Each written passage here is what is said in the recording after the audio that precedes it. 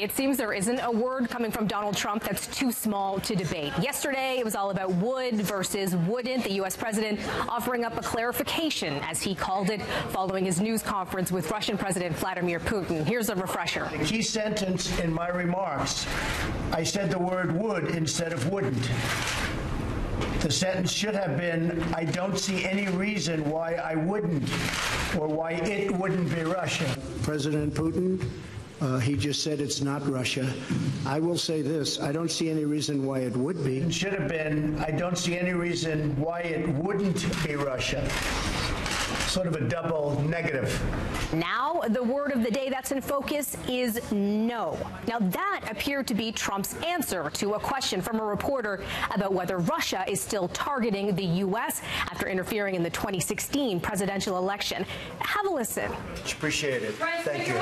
Is Russia still targeting the U.S.? Is Russia still targeting the U.S., Mr. President? Thank you very much. Let's go. Make your way out. That answer would be an issue because it suggests that Trump does not agree with the U.S. intelligence community after saying that he does agree just yesterday. Now, here's a statement from Dan Coats. He's the director of U.S. National Intelligence. He said this in part on Monday. We have been clear in our assessment of Russian meddling in the 2016 election and in their ongoing pervasive efforts to undermine our democracy. Well, today, White House Press Secretary Sarah Sanders offering up a clarification on Trump's apparent response. Is Russia still targeting the U.S.? He said no.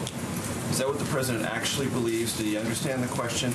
We had a chance to speak with the president after his comments, and the president said thank you very much and was saying no to answering questions. Dan Coats said point blank the threat is still ongoing from Russia.